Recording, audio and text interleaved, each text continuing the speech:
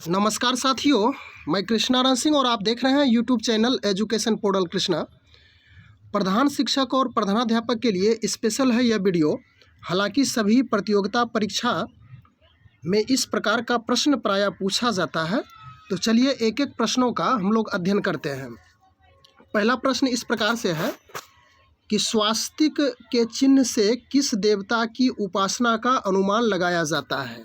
तो इसका ऑप्शन 4 यहाँ पे दिया हुआ है। आप भी अनुमान लगा करके कमेंट बॉक्स में इसकी जानकारी दे सकते हैं। तो पहला ऑप्शन है अग्नि, दूसरा है यानी बी नंबर ऑप्शन नाग, सी नंबर है पशुपति और डी है सूर्य। तो यह है ऑप्शन नंबर डी सही है, यानी कि सूर्य देवता की उपासना का स्वास्तिक के चिन्ह से अनुमान लगाया जाता है। तो ऑप्शन नंबर डी इसका सही है। उसके बाद दूसरा प्रश्न है चोल वंश का प्रमुख केंद्र कौन सा था। तो ऑप्शन नंबर ए है मदुरई, बी तंजौर, सी मालाबार, डी कांची। तो यह है ऑप्शन नंबर बी यानी कि तंजौर, यानी चोल वंश का प्रमुख केंद्र तंजौर था। बी नंबर ऑप्शन इसका सही होगा। फिर है यदि इसे से संबंधित पूछा जाए कि चोल वंश का संस्थापक कौन है, तो यह विजयालय है और 850 यानी कि 850 से 87 ईस्वी तक इसका कार्यकाल था और इसकी राजधानी तंजौर है। प्रश्न संख्या 3 हम लोग ज़्यादा डिटेल नहीं करेंगे, इसे आप अनुमान लगाकर कमेंट बॉक्स में इसकी जानकारी दें और अपने आप से जांचें कि कितना आपका सही प्रश्न हो रहा है। तीसरा नंबर प्रश्न है किस स्थान पर सिकंदर की मृत्यु हुई थी। तो यह ऑप्शन ए है बटाला, बी है तक्षशिला, सी है बेबीलोन और सी है रसिया। तो इसका बेबीलोन ऑप्शन नंबर सी यह शुद्ध है और इसकी मृत्यु जो हुई थी 323 ईस्वी में, यानी 323 ईस्वी में 33 वर्ष की अवस्था में हुई थी। उसके बाद चौथे नंबर प्रश्न पे हम लोग आ जाते हैं। जातक कथा किससे संबंधित है। तो जातक कथा किससे संबंधित है, ऑप्शन दिया हुआ है महावीर, उसके बाद बोधिसत्व, वासुदेव और शिव जी। तो इसका ऑप्शन नंबर बी यानी कि बोधिसत्व से यह संबंधित है जातक कथा। 5वां नंबर प्रश्न है जो इस प्रकार से है कुतुब मीनार का निर्माण किसके कार्यकाल में पूरा हुआ था।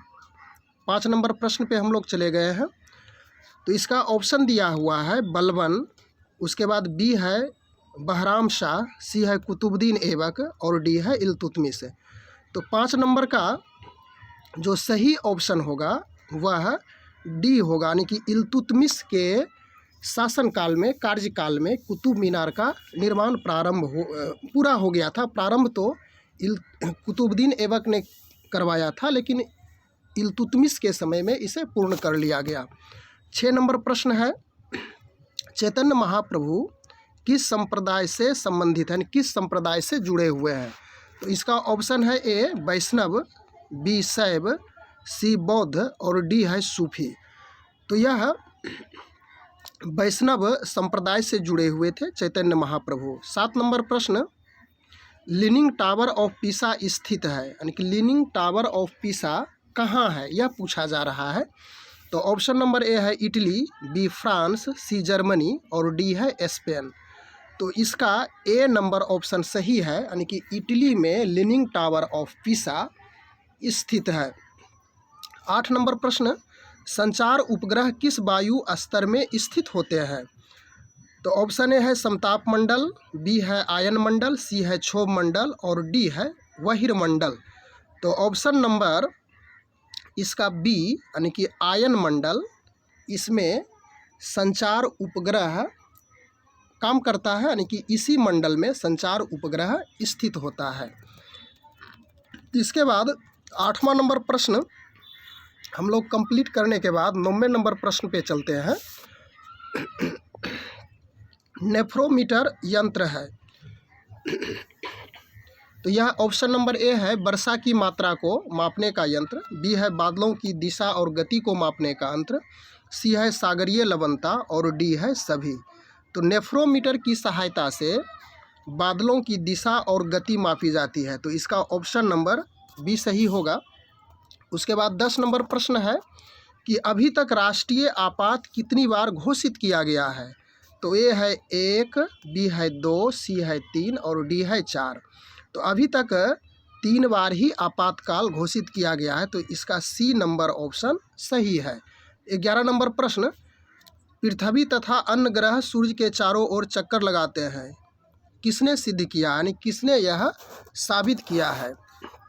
तो इसका ऑप्शन नंबर ए है कोपरनिकस, बी अरस्तु, सी एडविन हबल और डी है गैलीलियो। तो इसका ऑप्शन नंबर ए यानी कि कोपरनिकस ने ही साबित किया था कि पृथ्वी तथा अन्य ग्रह सूर्य के चारों ओर चक्कर लगाते हैं। 12 नंबर प्रश्न है, विद्युत चुंबकीय तरंगों में किसकी आवृत्ति अधिकतम है? इसमें दिया हुआ है ऑप्शन, 4 ऑप्शन है, इसमें पूछा जा रहा है किसकी आवृत्ति मैक्सिमम होती है। ए है एक्स किरण, फिर उसके बाद बी है वाई किरण, सी है पराबैंगनी और अवरक्त। तो वाई किरण यानी कि ऑप्शन नंबर बी, इसकी ही आवृत्ति फ्रीक्वेंसी सबसे अधिक होती है।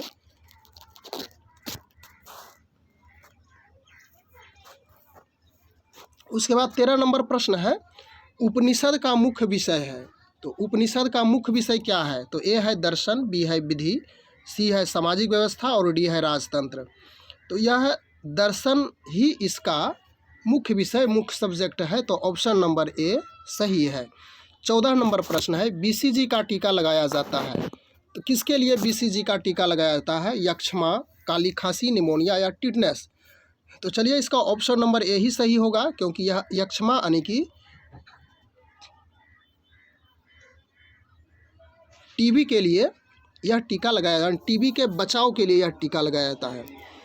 15 नंबर प्रश्न है, हल्दी के पौधों का खाने योग्य भाग कौन सा है? तो ऑप्शन नंबर ए है जड़, बी है प्रकंद, सी है फल और डी है कंद। तो इसका कौन सा भाग खाया जाता है? तो यह है प्रकंद भाग, यानी कि हल्दी के पौधे का जो भाग है प्रकंद, उसी को खाया जाता है। 16 नंबर प्रश्न है कि भारत भारती के लेखक कौन है? तो इसका ऑप्शन है मैथिली शरण गुप्त, बी है सूर्यकांत त्रिपाठी निराला, महादेवी वर्मा और दिनकर। तो ऑप्शन नंबर ए इसका सही है, यानी कि मैथिली शरण गुप्त के द्वारा ही भारत भारती किताब लिखी गई है। आगे है 17 नंबर प्रश्न कि भारतीय पंचांग का अंतिम महीना कौन सा है? तो भारतीय पंचांग का अंतिम महीना आपको बताना है। इसमें ऑप्शन दिया हुआ है चैत, पौष, फाल्गुन, माघ। तो ऑप्शन नंबर सी यानी कि फाल्गुन अंतिम महीना होता है। 18 नंबर प्रश्न, मुद्रा का क्या काम है, मुद्रा का क्या कार्य है? तो 4 ऑप्शन दिया हुआ है, विनिमय का माध्यम, उसके बाद मूल्य मापन, मूल्य संचय और डी है सभी। तो इसमें सभी ऑप्शन डी नंबर ही होगा, क्योंकि सभी कार्य मुद्रा से किया जाता है।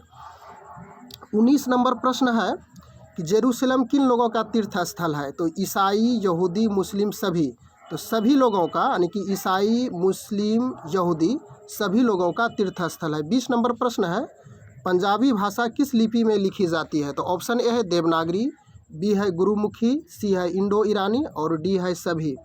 तो इसमें आपका जो गुरुमुखी लिपि है पंजाबी भाषा, यानी गुरुमुखी पंजाबी भाषा किस लिपि में है? तो गुरुमुखी में है, तो इसका ऑप्शन नंबर बी ही सही होगा। आगे है 21 नंबर प्रश्न, जिसे हम लोग इसको भी देखते हैं, ब्राह्मणों पर जजिया कर सर्वप्रथम किसने लगाया था? तो 21 नंबर ऑप्शन ए है फिरोज तुगलक, अलाउद्दीन खिलजी, मोहम्मद बिन तुगलक और सिकंदर लोदी।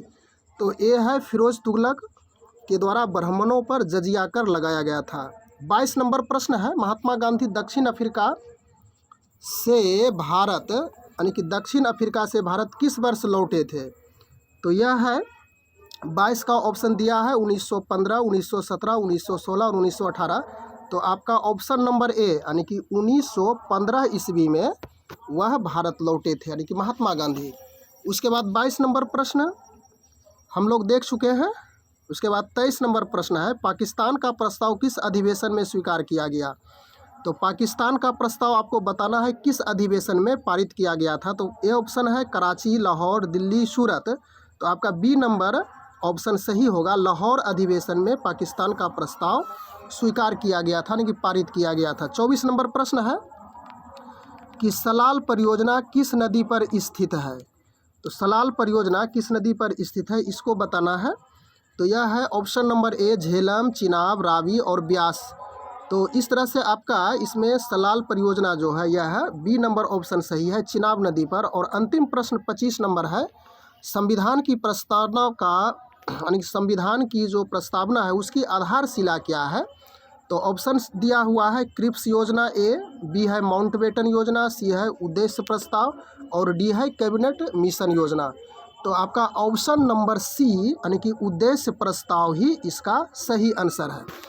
तो इस प्रकार से आप भी अनुमान रूप से निश्चित रूप से इसका अनुमान लगाए होंगे और ज़रूर आके होंगे कि आपका कितना प्रश्न सही हुआ होगा।